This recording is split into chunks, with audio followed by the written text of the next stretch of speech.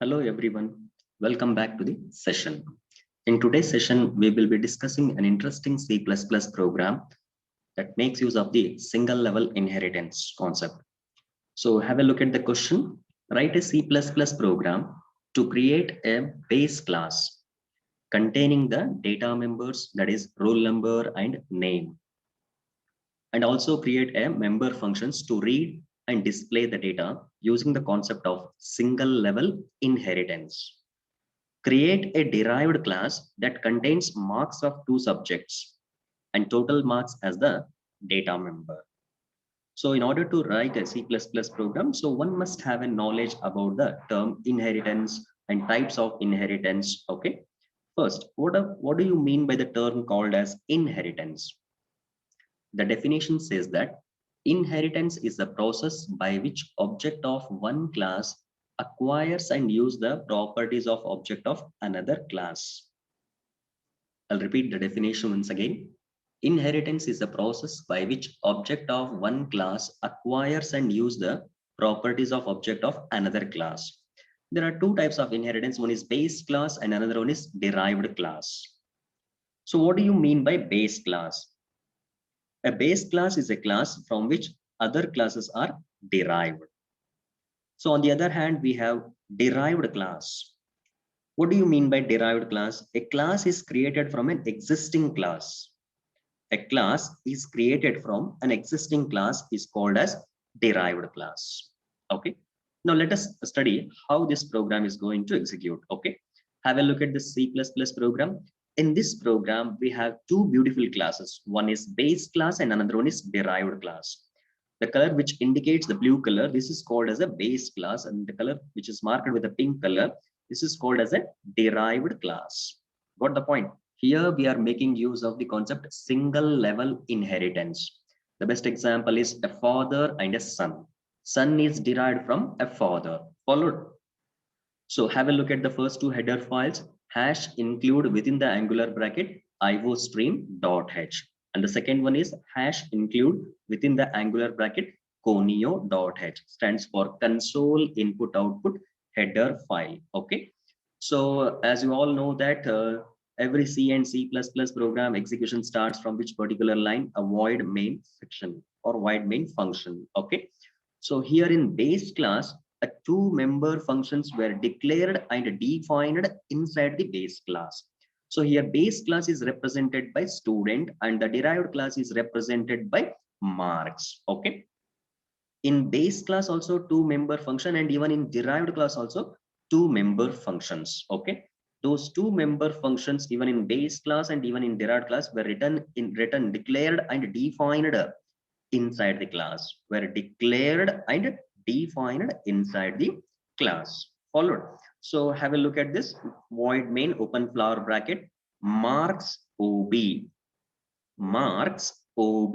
Marks is the name of the derived class. That is why we have just changed the color. There you can see here marks is a name of the derived class. ob is an user defined object.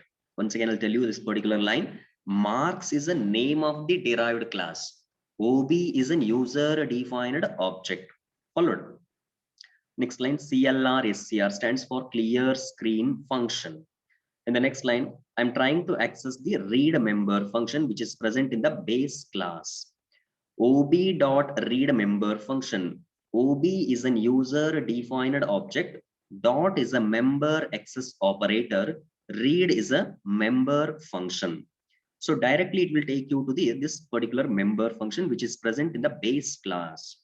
Void read function. That means this read member function does not return any value. That is why I'm using the keyword called as a void. Open flower bracket. What we are doing here inside this flower bracket, I'm just trying to accept the name of a student and the roll number of a student. Say for example, name as ABC. Okay. So this is what the input statement cin.getLine name comma 20 close parenthesis and with semicolon accepted name. The second one, cout stream insertion within the double quotation, enter rule number.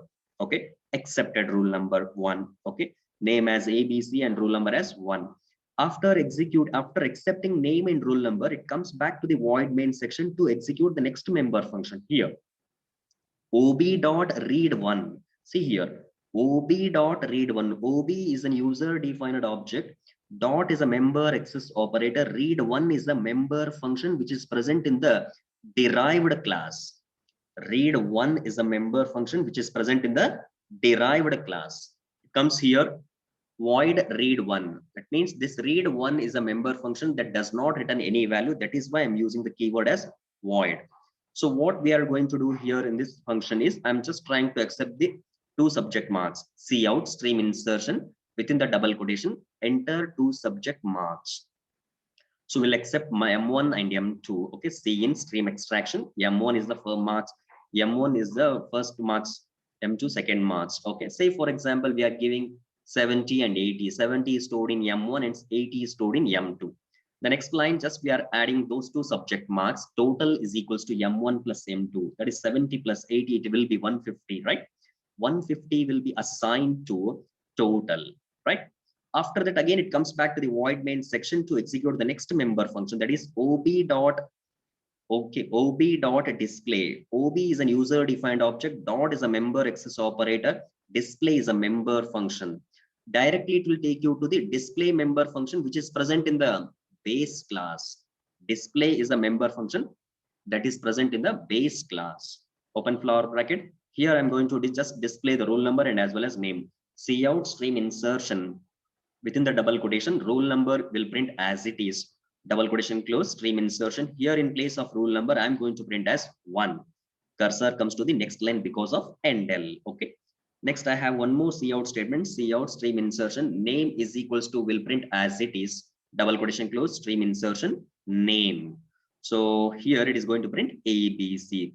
Cursor comes to the next line because of endl. Okay. Again, after this, again, it comes to the void main section to execute the next member function. OB is an user defined object. Dot is a member access operator. Display is a member function. Display one is a member function. Directly, it goes to the derived class display one member function. It comes to the here, which is present in the derived class. Open flower bracket, I'm just printing here cout stream insertion sub one, that is nothing but subject one is equals to will print as it is. In the same line, it is going to print 70. 70 is the marks stored in the M1. Cursor comes to the next line because of endl. One more cout statement is that cout subject 2 is equals to will print as it is. In place of M2, it is going to print 80. Okay, cursor comes to the next line. Then third cout statement, that is cout stream insertion total marks is equals to will print as it is. Okay, stream insertion total. In place of total, it is going to print 150. Okay, that is the addition of M1 and M2, right? Stream insertion and the cursor comes to the next line and this end of this member function. Okay, so here two member functions present in a base class and two member functions present in a derived class.